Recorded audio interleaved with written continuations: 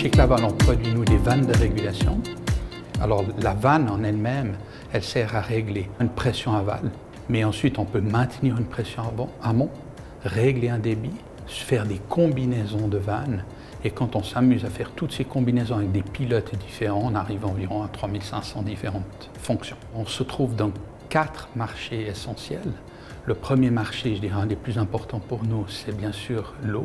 C'est des services industriels, des municipalités, des communes ou des grands groupes.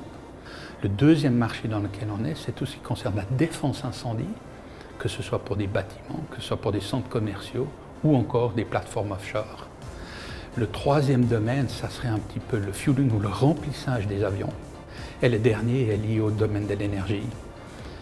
Ça veut dire que là, on s'occupe de régler des flux à l'intérieur, en fait, dans les aquifères, par exemple, ou des choses comme ça, proches des systèmes qu'on pourrait appeler de géothermie, pour rester simple. On a pris la décision, il y a maintenant 20 ans, de faire de la vanne de régulation, mais de la faire, en fait, partout dans le monde.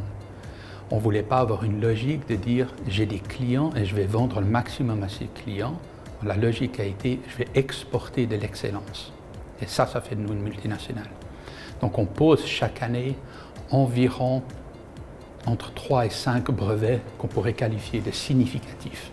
Le canton de Vaud, il présente plusieurs avantages. Le premier avantage, c'est que les gens qui viennent, par exemple, à la vente ou des ingénieurs dont on a besoin, il y a différents niveaux de formation à l'intérieur du canton de Vaud qui partent du dessinateur technique, microtechnicien, qui partent ensuite un technicien, HES, EPF, et on a besoin de toute cette structure de gamme.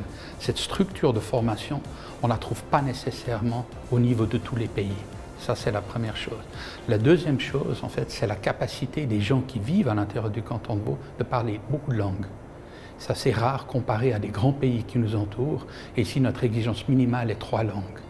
Alors, je pense que maintenant, avec l'électronique, on se trouve à l'intérieur du croisement. Bon, on a parlé de l'industrie 4.0, on a parlé ces objets deviennent des objets connectés sur Internet, IoT. C'est de monter proprement les plateformes et pour nous, éventuellement, de lorgner vers un data center et de commencer à mettre des structures en place pour pouvoir maintenant vendre du service rattaché aux données qui se trouvent autour de la vanne.